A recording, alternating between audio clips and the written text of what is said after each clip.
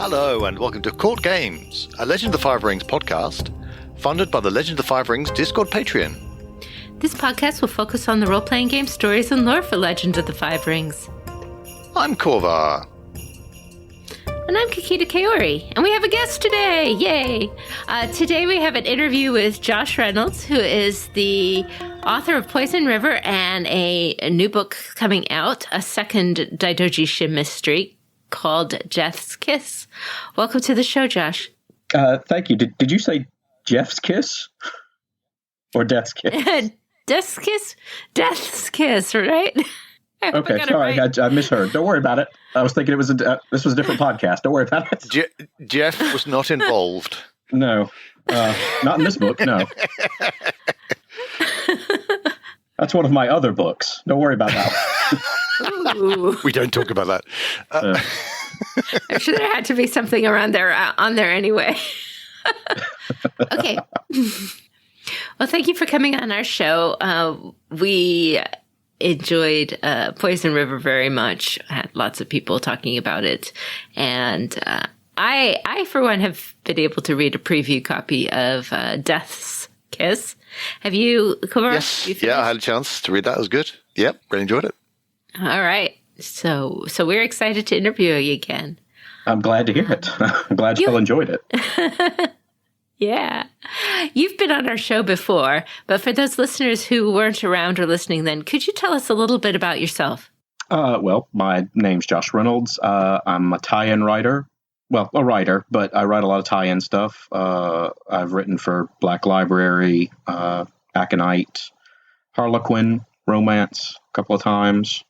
That would be Jeff's Kiss, I take it. Weirdly, no. It was actually The Executioner. Okay.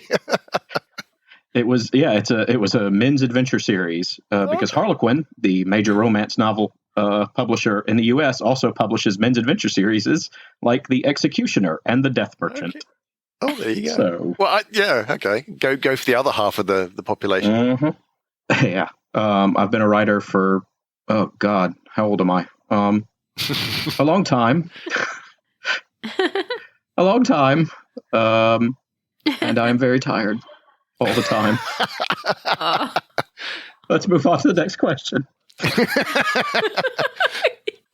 So, the first Daidoji Shin novel, Poison River, came out a while ago. And how do you feel the response went to that? What's the response been for Poison River? How well has it been received? I think it was received very positively. I mean, all the reviews I've read were good. There were probably bad reviews that I didn't read. I think people liked it, which I'm really glad about. I mean, they should. It was very good. Yeah. I mean, but it's always a coin toss to whether people like that kind of thing or not. True. I think it was a bit of a risk because it wasn't it wasn't in the Legend of the Five Rings mold, I guess. Like, there wasn't really a big emphasis on magic, and there wasn't a big emphasis on honor, I guess, or courtly behavior. I think Curse of Honor and Night Parade are much more classical Legend of the Five Rings books. They've got the stuff that you expect to see from like the in-house fiction, the game fiction. The stuff you expect to see from the rule books and from the fiction that goes along with the card game, and Poison River just kind of wasn't any of that. Having said that, so much of the role-playing game kind of assumption of, okay, how are we getting all of these player characters from all these different clans together? It's a magistrate game. So it's oddly enough, for a lot of people's starting experience, an investigation is pretty much on point, weirdly enough. Well, I mean, pretty much all RPGs, don't they all kind of boil down to a mystery anyway? Although sometimes it's how much loot does the dragon have? Yeah. How are we getting it all out of here? Yeah. How can we convince the dragon to give us all this loot? And I will say that there was actually, I would say there's quite an emphasis on proper courtly behavior in Poison River, largely by Daidoji Shin explicitly not doing that. Yeah. like he knows exactly what to do, That's how he knows exactly what not to do. And does it anyway. Yes. Right. Yeah. I mean, yeah. I feel you could form a fairly accurate portrayal of proper courtly behavior just by watching Daidoji Shin and examining the negative space. Yeah, I think so. It's like, it's like Goofus and Gallant, It's, and Daidoji Shin is the Goofus. Don't do what Daidoji Shin does. No. Not unless you're as rich as he is, anyway. Yeah, it's true. And that's the core concept of the series. Rich people get away with stuff. Yes. Yes. Without giving any spoilers, which is hard, can you tell us a little bit about what your new book, Death's Kiss, is about? Ooh, without giving away spoilers. Well, what we'll do is we'll just go off the back, what the back cover material says. So essentially, it's Daidoji Shin has been wrangled into investigating a crime in the Unicorn Lands. And it's a crime which has already happened, already been solved, there's already a culprit, and someone is already going to be tried and executed for it. So it's less a mystery and more a Perry Mason episode. Yeah. With Daidoji Shin showing up and going, but wait, that's not what happened. Let me get my Phoenix Wright haircut. Yeah. It's, it's, I didn't quite get the big courtroom scene in there I wanted, but there's shades of it in there. Yeah, it's a little along the same lines as Poison River, I think, with the politics and a crime that no one wants to admit happened because it's just easier if it goes away. And Daidoji Shin doing what he does, which is basically going, no, I'm going to solve this anyway. And you can't really stop me because I'm here now and, I'm not leaving. And all of the other characters reacting to that. I was invited. Yeah, I was invited. You can't kick me out now. This was your idea, not mine. I was setting up the theater. I didn't want to come, but now that I'm here, I'm not leaving. Yep. Yeah, that's pretty much it. It is literally just him being annoying for 300 pages. So if you like the first book where he was annoying for 300 pages, you'll like the second book where he is also annoying, but to a different group of people for 300 pages. Yeah. We love him that way. We do. So did you start this pretty much after Poison River, or was there a bit of a percolation time? Did it take a time for the idea to come out? I submitted it. I submitted the pitch for it right after I finished Poison River. Right. And it got accepted right after I finished Poison River. But I didn't actually start it until January of this year. So I started in January, finished it in mid-February. There weren't very many rewrites on this one because I'd kind of figured out what I was doing beforehand, unlike Poison River, where I kind of figured out what I was doing about halfway through it. Like for this one, I knew the solution to the mystery before I started writing. That's often helpful, I hear. Yeah. Poison River, not really. Kind of, sort of, not really. In general, I knew the solution. Yeah. But yeah, I started it this year and got it finished. Yeah, so this one took about a month and a half to write then. I was going to ask you how long it took to write, but you told us. Cool. No, yeah, it was a relatively painless process. This was a very surprising book to write because usually it takes me about 2 months to get a workable draft in, and this one just kind of clicked along nicely. Yeah, so nice. Somewhat different to the first one, yeah. Yeah, the first one took a little bit longer, just like I said, because I hadn't quite figured out all the bits and bobs, and I was still kind of reading through all of the background material to synthesize it, to make it work in the story. And then this one, I'd already done all the reading, so it was really just a matter of refreshing myself every so often. So you've written tie-in fiction for a fair few kind of... Probably about since about 2011. So yeah. So do you find that happens a lot, where the first one is much more, I have to figure out the world and how my plot fits into it, and then the second one is easier, or was it different even than that for Death's Kiss compared to Poison River?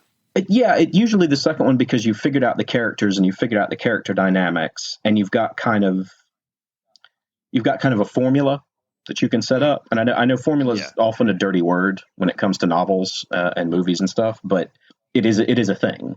You figure out how your characters get involved in the plot, why they're involved in the plot, and then you let them do what they do. And once you have a set of strong characters, it becomes really easy just to say, okay, well, this one is set on a boat, or this one is set at a wedding, both of which are pitches that I have made. Yeah.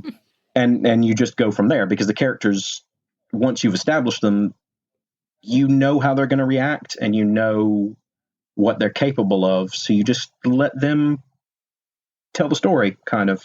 That's probably not it's not an in-depth way of describing it, but it's basically you know what they're going to do. So you sit down and you let them do it, and you clean it up afterwards. That makes total sense to me. Yeah. Although it's actually kind of interesting that you are taking, admittedly, Daidoji Shin has a bit of a supporting cast. Oh, yeah. Which he got to take with him. But you are also transplanting him into a different setting, like a whole different city for this one. So in many ways, you have the established characters, but you also have a whole bunch of new ones, which I thought was quite interesting.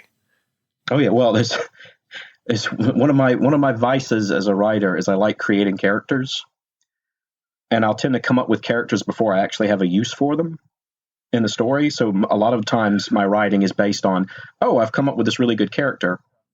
Where am I going to put him or her? Or one of the more important characters in Death's River, who I will not spoil, came about literally like that. Like I came up with the concept of her and then just decided to put her in this book because why not? Absolutely. I thought she was a cool character idea and stuck her in. Yeah. I think I know which one you mean, but yeah. Yeah.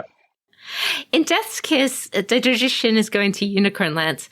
What do you feel like are the major characteristics of the unicorn that make them work for this story? Well, what I wanted was to send Daidoji Shin someplace where he would get yelled at by people who would not necessarily care that he was of a higher rank. My interpretation of the unicorn is that while a lot of the other clans consider them barbaric, they're not actually barbaric. They're just very pragmatic and very, what's a good word? They're very pragmatic, and they're not very concerned about the niceties of court or of courtly life. So, they will talk back to a superior. They will, they have kind of almost like a kind of a Wild West feel is what I wanted, where your intent matters more than how you phrase it or what you say about it. And that was kind of the feel I wanted to go for with the town, was that it's a town, where there's an active crime cartel, there's active criminal stuff happening, and it's not someplace that the law can really affect, because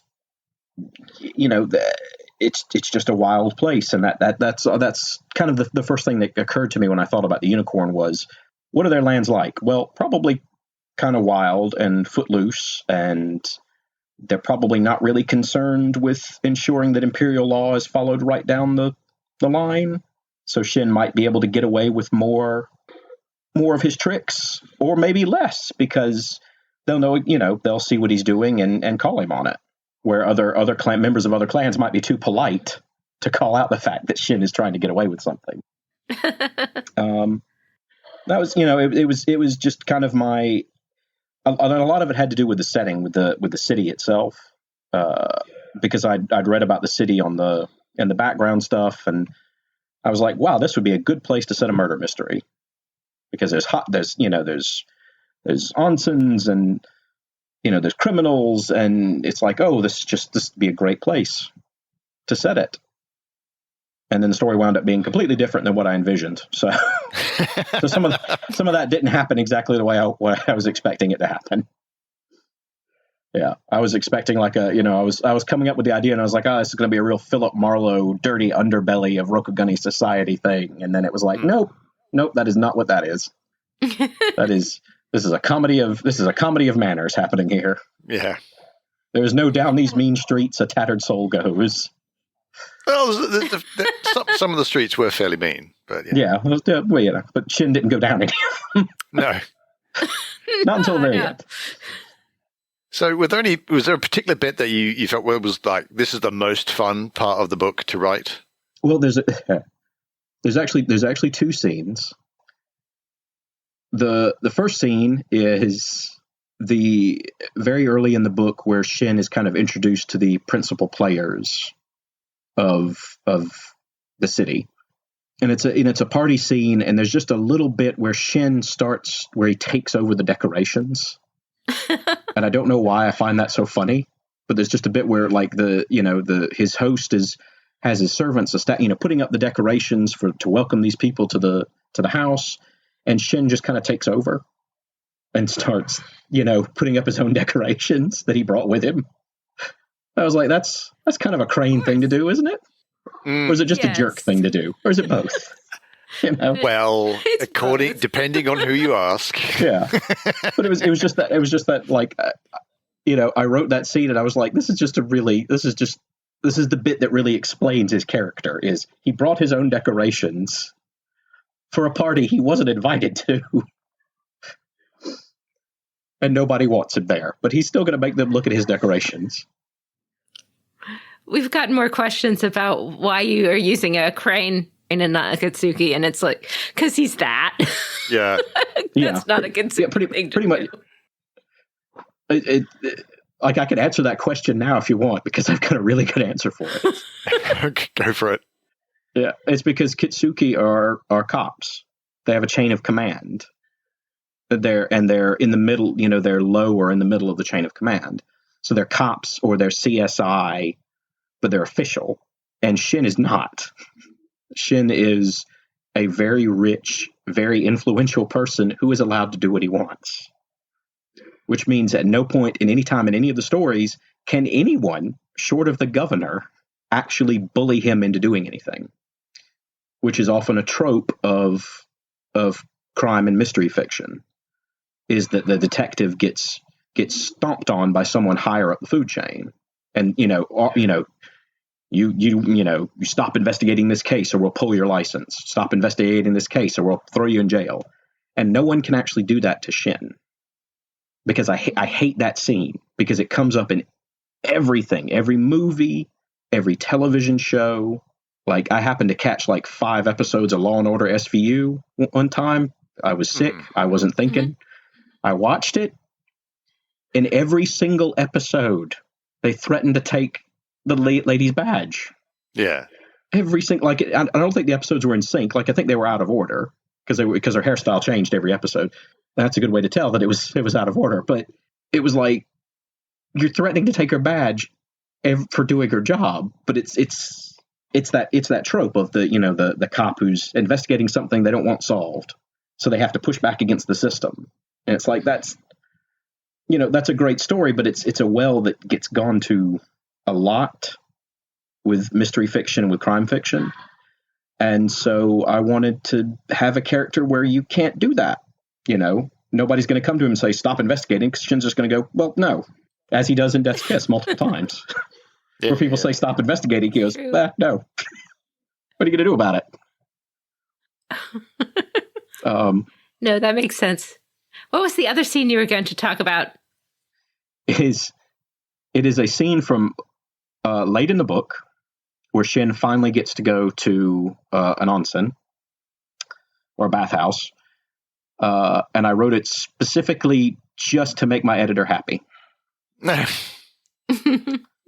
Because she, one, because I needed to include a fight scene. So there's a fight scene. Spoiler alert. There's a fight scene in a bathhouse. But she seemed to enjoy it a lot.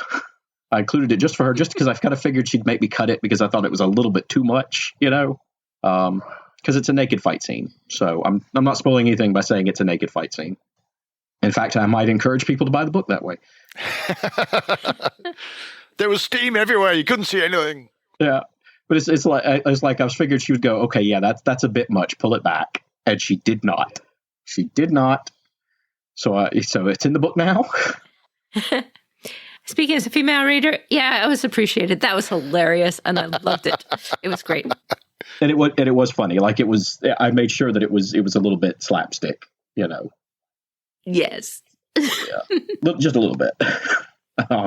But that was, you know, those were my two of my favorite scenes. There's others I like. There's a scene where Shin is on horseback racing through the streets that I thought was, you know, it's not a long scene, but it's just kind of an image. I like the image. But yeah, those were my two favorites. I think the ones that I wrote and kind of went, yeah, this is all this book is. This is what this book is about. Was there anything from this novel that was particularly hard to write? Any pieces that were just really difficult to figure out? Most of what was difficult about this book had to do with the infrastructure of how that city would work.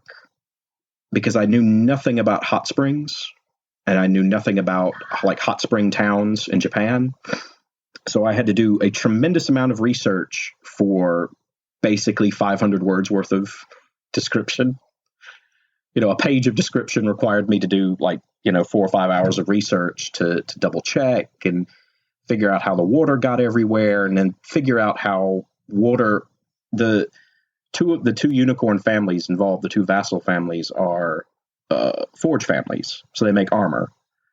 They make armor for men. One family makes armor for men, one makes armor for horses, barding. And they both use leather products. So I had to figure out, in the background, it says both of those, one of those families is there because they make use of the hot springs. And I had to figure out what in particular about a hot spring would make you want to use it for leather making. Because I knew you had to use hot water for leather making, but I was like, would a hot spring be the right kind of hot water? And so I had to do a bunch of research, and it turned out, yes, actually, a hot spring would be perfectly fine. It's just going to dye the water. It's going to dye the armor a weird color. But, I did a lot of research on hot springs and on sulfides and leather making, none of which really comes up in the book at any point. It's just like the first book. I did tons of research on kabuki in the first book, and doesn't really matter. You just have to write some role playing supplements so we can get the benefit. Oh God! If somebody would offer me money to write a role playing supplement, yes. That's always the problem, isn't it? Yeah. So yeah, you were talking about the two vassal families that form the core of the conflict in Death's Kiss. Mm-hmm. So how do you see the role of vassal families and how they are, where they sit in Rokugani society? From my reading, I've always seen them as sort of the foundation for the clans. The vassal families do the labor that the clans profit by. So they're the ones that make the food, they make the armor, they make the art, and the great clans are the ones that basically the vassal families are the middle managers of Rokugani society. They're the ones that do 90% of the work, and the great clans do the other 10% of the work and claim they did 100%. And that might be a little unfair to some of the great clans, but yeah, more the Daidoji family. Yeah, most of what is done by the Daidoji family is done by actually vassal families. The Daidojis kind of sit on top. Yeah, pretty much, and it's it's a very feudal kind of, not quite feudal, but close to a feudal way of looking at it. And I was kind of interested to write about so many vassal families because I realized in writing it that Shin was actually going to be the person of the highest social rank, really. Whereas in Poison River, he was a mostly equivalent rank to everyone he was talking to except the governor. So it was more of a game of equals. But when he comes to the city, he's really the top of the heap. Barring one or two other characters, he doesn't really have to play nice, and he doesn't really. I mean, he's polite and he's nice, but he's also there's a couple of scenes where he gets a bit, Shin. You see a little bit of Shin's nasty side, or a little bit of his condescending crane mask, I guess you'd call it, where he's intentionally being a bit of a, yes, I'm better than you, and you know it, and I know it, and now I'm going to show off a little bit just to make you feel extra bad. There's an archery scene and a couple of other scenes where he's just kind of enjoying the fact that he's on top, and it's all for a purpose. But it was sort of an interesting thing I wanted to explore. I don't know how well I did, but I wanted to kind of explore Shin dealing with people who were a little below him in the pecking order, but who could still argue with him respectfully, mostly. But they have to be careful around him. He doesn't have to be careful around them, I guess. And I wanted to kind of explore what that's like, So again, like I said, I don't know how well I did. I hope I did a good job, but that was what I was aiming at in a general sort of way that I aim at anything. No, I think it's been really interesting in Legend of the Five Rings in general. In the fictions, they tend to concentrate primarily on just the main families of the clans, and they don't even have lists of the vassal families except like in a footnote. So it's interesting to see that take and absorb that take for readers, because it's new. And I think it's very good. I think it makes a lot of sense. Expanding on that, and probably directly related, and you've explained this a little bit, but how do you see like the class dynamics working in a world such as this, especially as you go down below the vassal families into the other social case, because that does have a part to play in this book in particular. Is it difficult to write? And, how do you see that working? It's a bit difficult to write because you have to remember that the lower classes don't really have, they can't disagree or argue with their superiors really.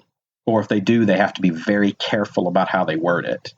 So it requires, at least for me, it required me to think about the interactions between characters lower in the social strata and those higher. And a lot of times I just kind of avoid it by having Shin have, that's why Shin has his manservant and, go out and question people of lower class, because he doesn't want to, basically Shin doesn't want to show up and have someone be too afraid to talk to him, or tell him what they think he wants to hear.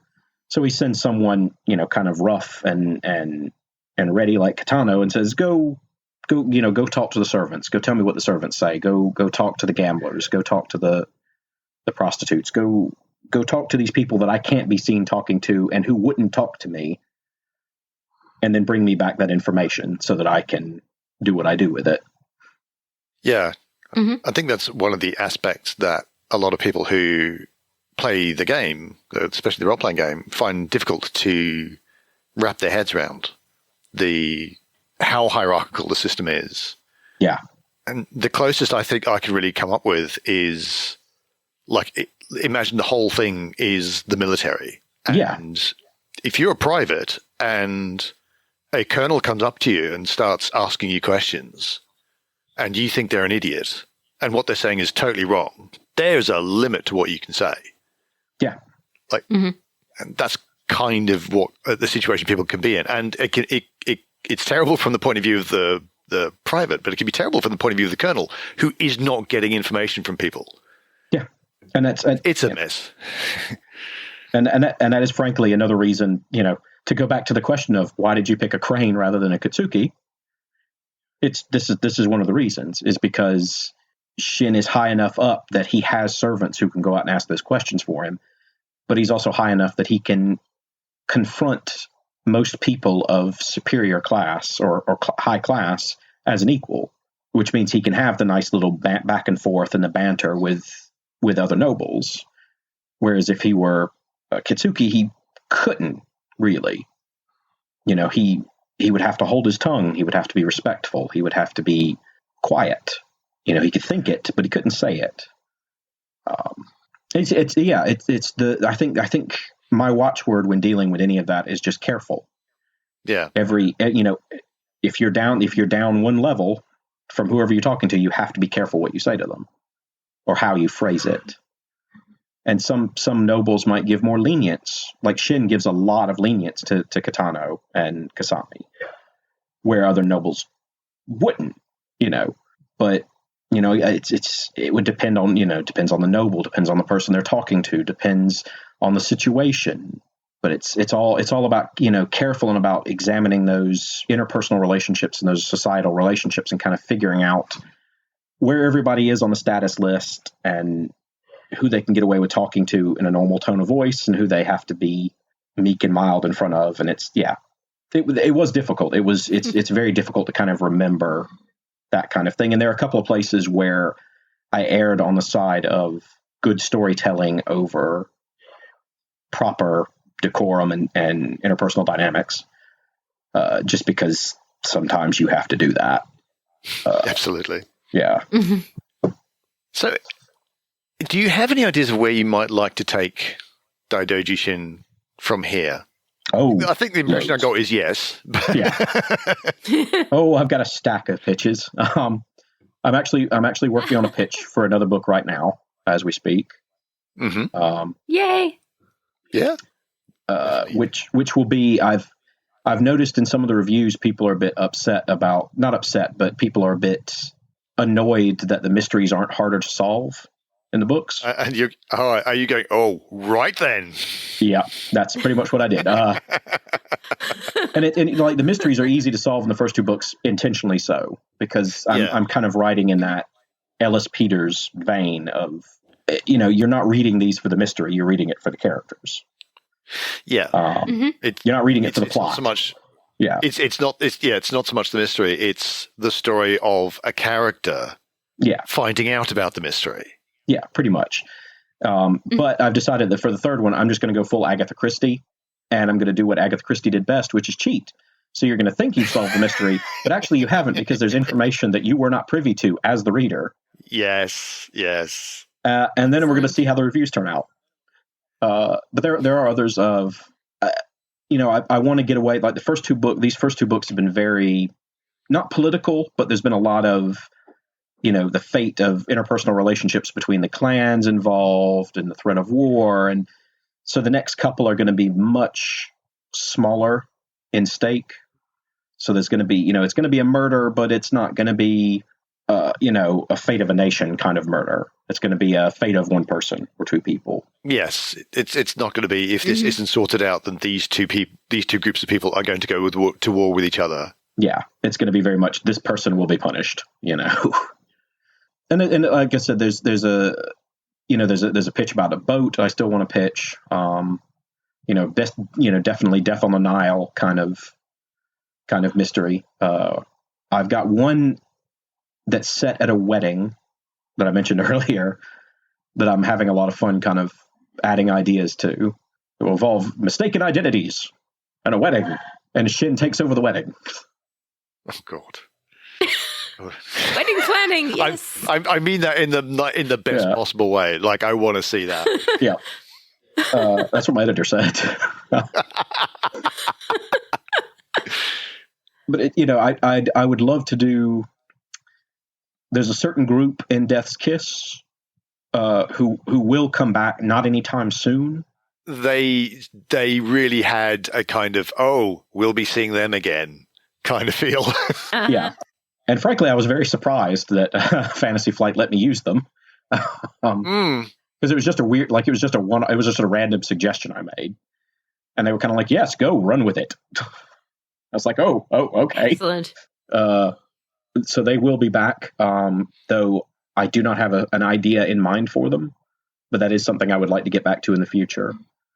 I would love to have Shin visit the Mantis Islands at some point with pirates.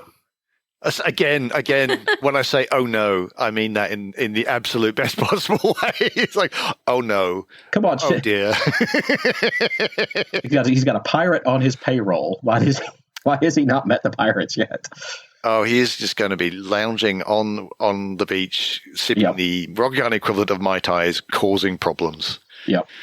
And there's, I would love, I have an idea in mind for a book set during the Winter Court, but it's one of those ideas that I can't write it now. It needs like 4 or 5 books to build up to.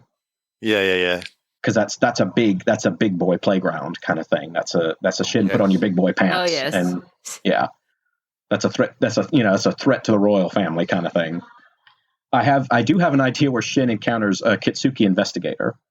Oh, again, yeah. Because I think that'll be hilariously funny. I could see sparks fly as they piss each other off. I absolutely want him to be schooled. Yeah. But at the same time, because the approach is so very different, and he does do a little bit, but I'd love him to actually meet someone who knows how to do it. Absolutely. Yeah. Yes, and is seriously his equal and can school him. But at the same time, he brings something else to the equation. He brings something else to the party. I very much want to have a book where he has to deal with a rival detective. Yeah. And is a bit on the back foot. Yeah. You see it a lot in the detective fiction, where it's like Holmes and I've literally forgotten his name. I had his name at the beginning of the sentence. Mycroft. No, not Mycroft, because I'm talking about the cop he always deals with. Lestrade. Lestrade, thank you. Lestrade. Sherlock deals with Lestrade, but Lestrade's an idiot. Yeah. Or at least he seems that way compared to Holmes. Yeah. Actually, if you read the stories, Lestrade's not actually an idiot. He's actually a very good police officer. No, but the problem is his job is to make Holmes look smart. Yeah, what you very rarely see is the brilliant detective going up against the brilliant detective who does it differently. Yeah, and is genuinely good. Yeah, and it's like, I think could be a really fun dynamic.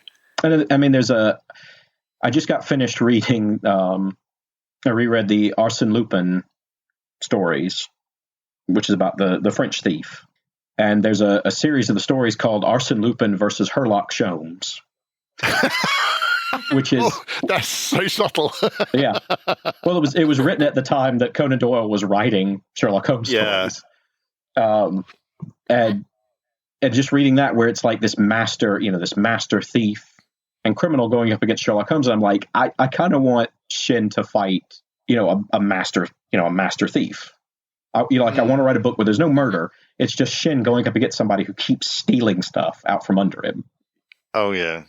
And so there's that kind of, tension between Shin and someone who's very good at their job but their job is stealing crap that Shin would rather they not steal.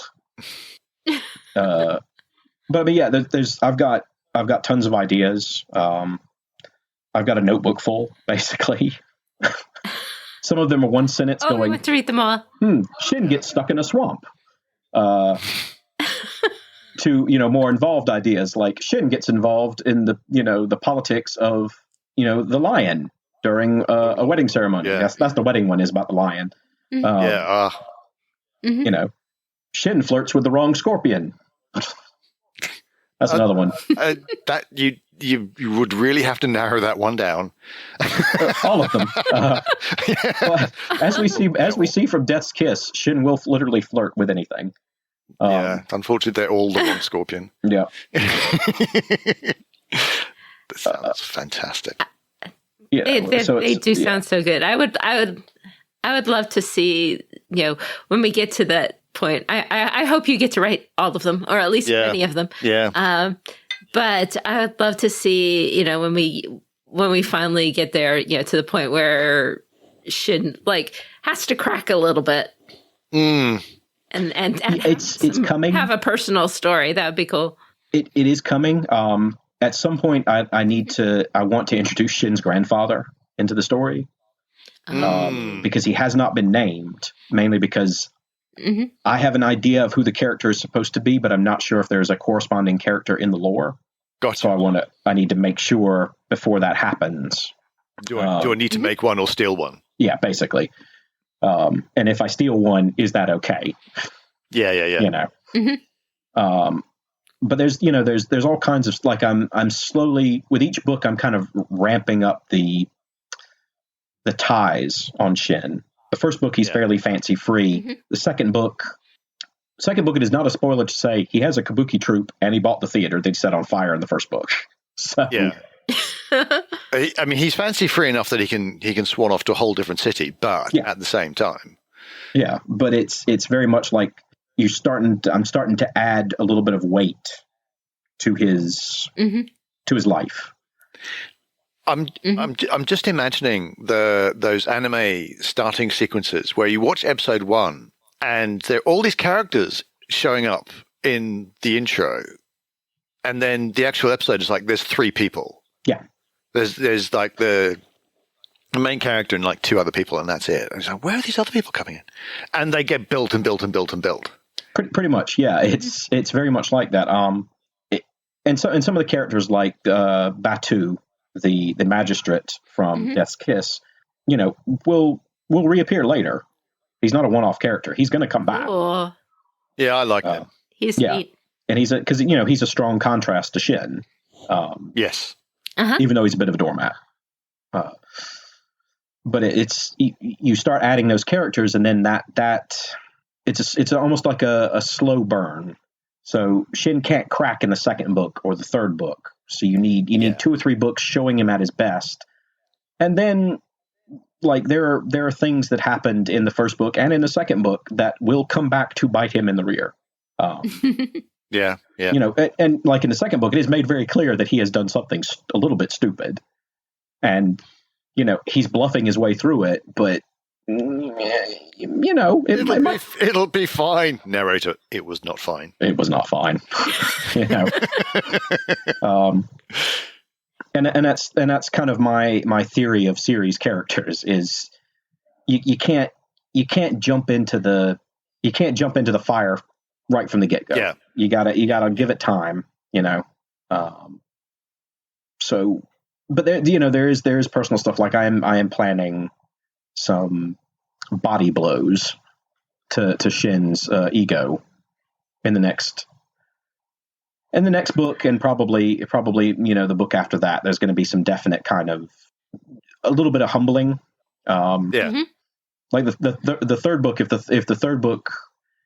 the pitch is successful, the third book there's a very definite tone of Shin is under a lot of extreme stress from multiple sources, and he's not, he's going to solve the mystery because that's not really in doubt, but it's, he's going to be a bit frazzled by the end of it, more so than he is in the first two, because it's a lot more personal and it's a lot more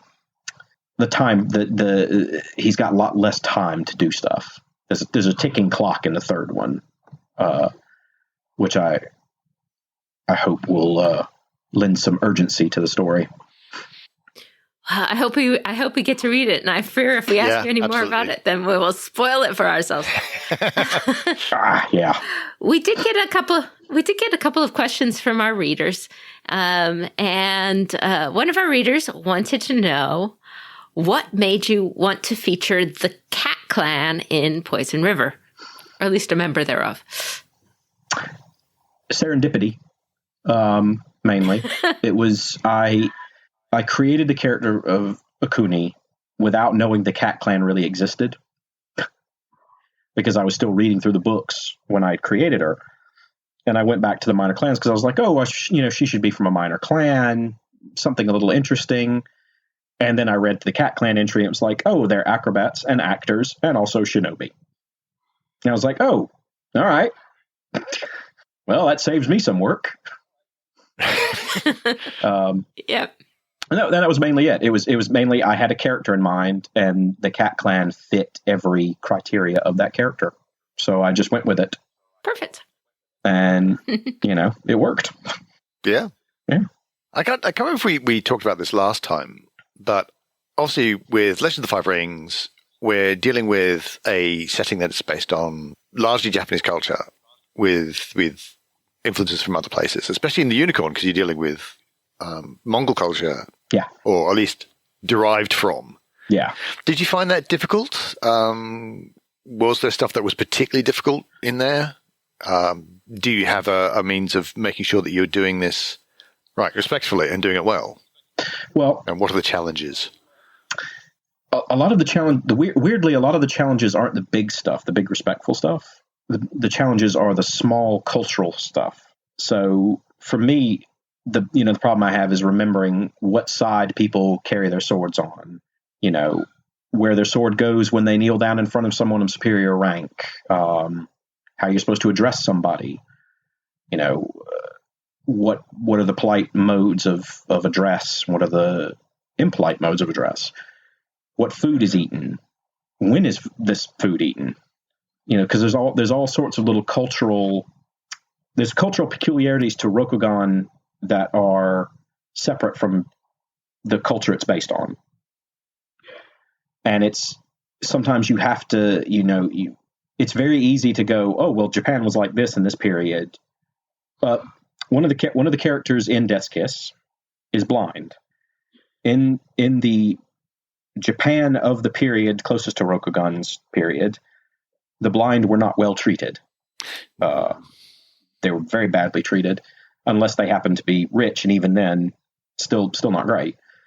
So in the first draft of the book, I include that prejudice, and not much, just little bits of it in dialogue and stuff where to kind of show how badly this character is faring.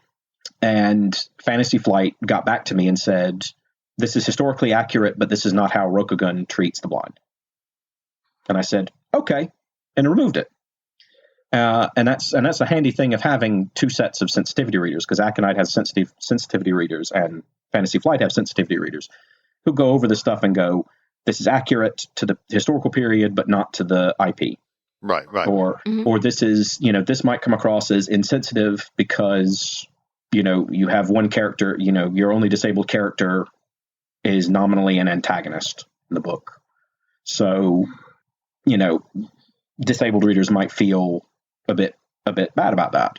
So you go, okay, well, how do we fix that? And then you come up with some solutions to fix it, and you incorporate them into the book. For me, it's mostly just reading about the period. What I do is I read about the period. I ask questions of people who know more about the period than I do. I'm blessed with many friends who are historians and cultural historians and military historians and, smart people who can I can send an email to and go, what sources do I need to read to get this right? Or how would this have happened? And they kind of, shoot me back. If they have time, they shoot me back an email going, well, read this, this, and this. Or, read this essay I wrote in university, and you just, you read what you can, you read what's available to you. And then if someone points out a problem, you change it, you fix it. That's really all you can do, is just be as respectful as you can as a writer, and then hope that if there's a problem that you've missed, someone will point it out and give you a chance to fix it. I think that really answered the question very well. Well, I hope. I try. I'd like to answer one question very well. Yeah. Well, I was going to say, for instance, in Poison River, Kasami is very impolite at numerous points, with her hand on her sword and stuff like that. And reading more background material as it came in, I realized that's actually a big no-no.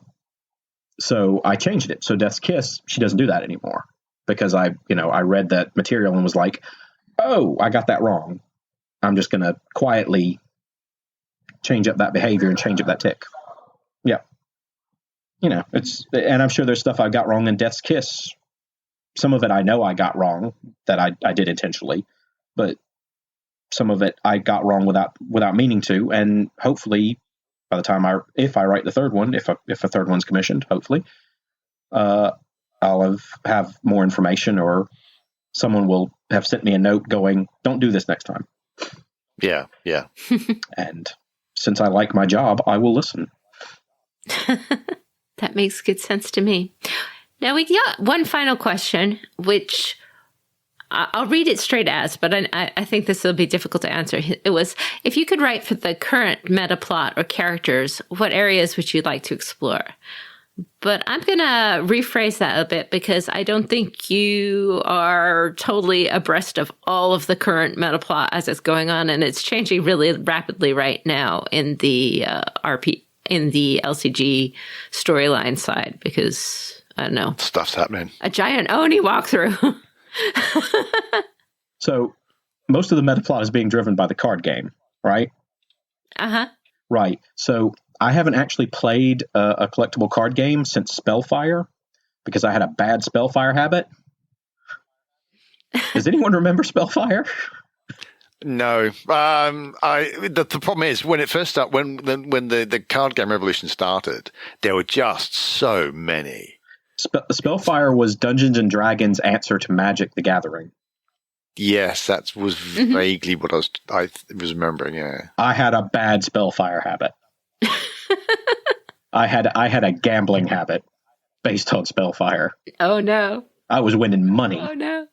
I was winning money. Because when it was crazy times. Yeah. Oh god, it was Wild West. I was there. I was there for that first edition of Magic. I had a Shivan Dragon, man. I had most of the Lotuses. But yeah, so after Spellfire, I decided never to play another trading card game.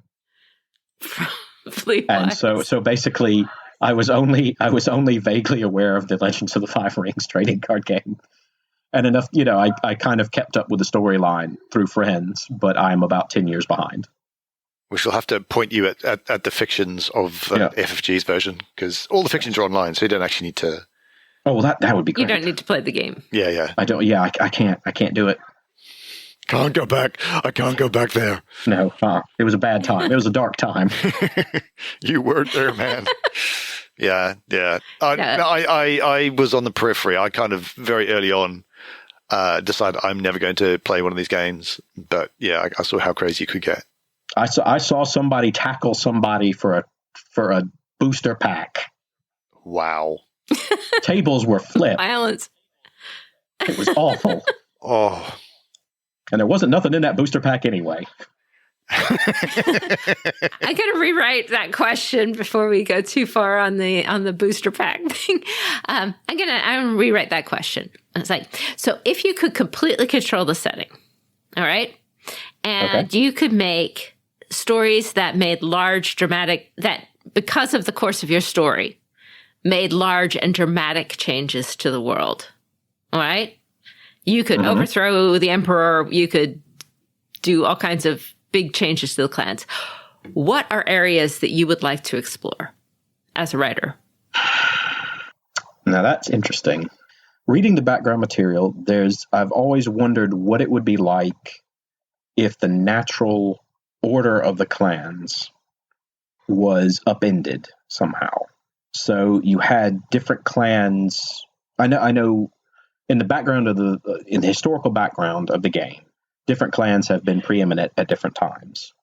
But what I would do is have a point where the emperor is disposed, and you'd have a child emperor, and one of the clans takes control of the empire, basically takes that child into their protection, and thereby de facto controls the empire. And you have the other clans reacting to this. And what you would do is make it one of the clans that you would not expect. So not the crane, not the lion. You do the dragon, or the unicorn.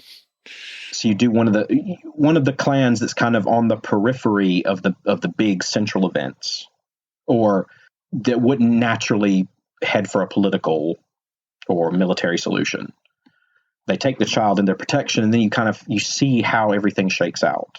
What happens, what wars happen, what do some characters agree? Do alliances shift? Do natural alliances, older alliances shift and change?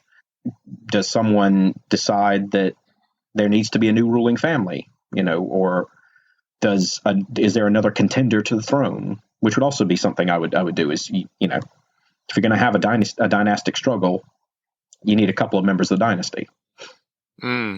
We slight spoilers for what's going on in Rock Again at the minute, but we currently do have two imperial princes who are both currently misplaced. Okay. It's complicated, and you could genuinely end up with I'm kind of looking forward to a northern and southern court period of Rokugan. See, yeah, that would have two emperors. That would be interesting, because for me the interesting thing is figuring out where the clans land and the dynamics within each clan. Aren't some of the families of each clan aren't necessarily going to agree to support one emperor or the other. Yes. I also don't know that I would have the Shadow any involvement from, what's his name? Fuling, the Shadowlands. Fuling, yeah. So, yeah. The Shadowlands has always been one. Yeah, it's kind of have the Shadowlands almost recede. So they're quiet. Shadowlands going, it's the politics game. Oh, okay. No, it's okay. We'll hold back. Yeah. Hold back. Well, no, yeah, but it's quiet because it's a threat. That's if that threat goes out of the picture, what do the crab do? Yeah, exactly. Because their whole ethos is wrapped up in defending from the Shadowlands. What happens if the Shadowlands go away? Yeah. Or fade? Or what happens if the Shadowlands pop up somewhere else?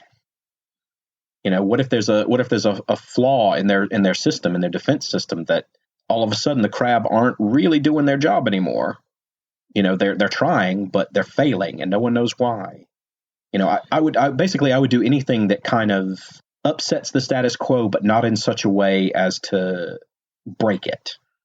You don't want to break the status quo. You just want to keep it fluid, keep it moving, and add interesting angles for everyone to explore. And you want to add interesting angles for every clan to explore. So you don't want one or two clans to be paramount in the storyline. You want all of the clans to have something to add to the story. Yeah, I think that's one of the challenges for the system is you've got these 7 factions, bare minimum, and you kind of have to balance against all of that, and that's a challenge. It's a big challenge, and you would need like a dedicated team of people doing it. I think you would need a dedicated team of people to write, which Fantasy Flight have, but you would need someone to cover each faction and to figure out how the factions are interweaving, and what each decision spawns off on a decision tree, and then it's just madness. It's just spreadsheet city. Yeah. I just gave myself a headache even thinking of that. Much easier to do with one sloppy crane. Yeah. So much easier. You don't want me in charge of anything like that, because I will just break everything. Well, I hope that you will be able to write more adventures about that stroppy crane for a long time to come. But thank you so much for coming on today. I appreciate y'all having me. Thank you for having me. Appreciate it. It's been great. It really has been. And if anyone is interested, do you know when it's out? Do you know when? The ebook version is out June 1st, and the paperback comes out in August, I think.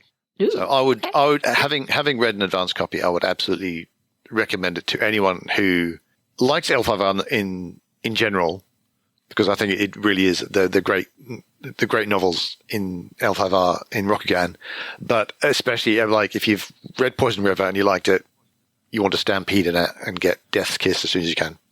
Well, thank you. I appreciate that. Absolutely. Before we sign off, is there anywhere that people on the internet can find out more about you if they wish to find out more about you and your work? Well, they can always find me on Twitter. Same Twitter as last time I was interviewed. We'll put a link to that in our show notes. I have a website, but it is updated whenever I feel like it, which is not very often. And it's often updated with things that have no bearing on my career whatsoever. So it's literally just me writing reviews of monster movies. That's all it is. Sounds good. So Twitter is basically the big place to find out if you want to find out what books are coming out and everything. It's Twitter, and occasionally I will send you somewhere else, but mostly, yeah. Mm-hmm. I'm not hard to find. It's just hard to find interesting things. And we'll have links up for Death's Kiss on the Aconyte webpage where you can purchase it when it comes out from a number of sources. So you can put in your preview order right now. But thank you very much again, Mr. Reynolds, for coming on our show. Well, I really do appreciate it. Thank you all. All right. Well, I think that wraps it up for us today.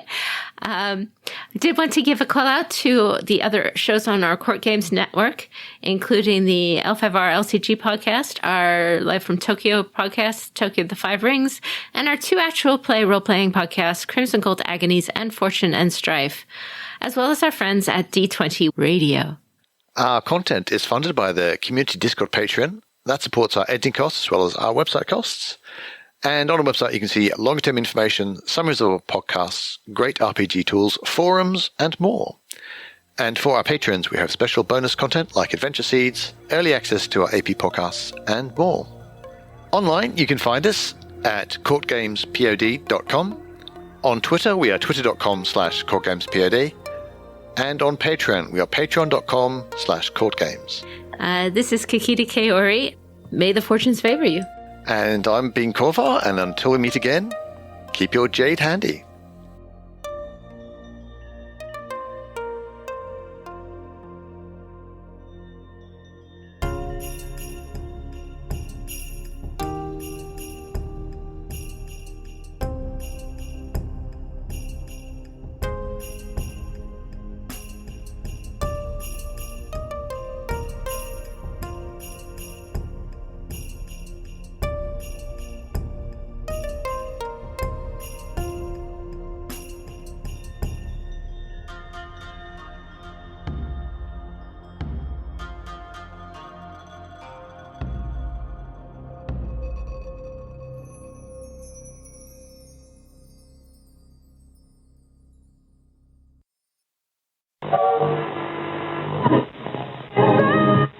Correctly with the correct amount. D20 Radio, where gamers roll. www.d20radio.com.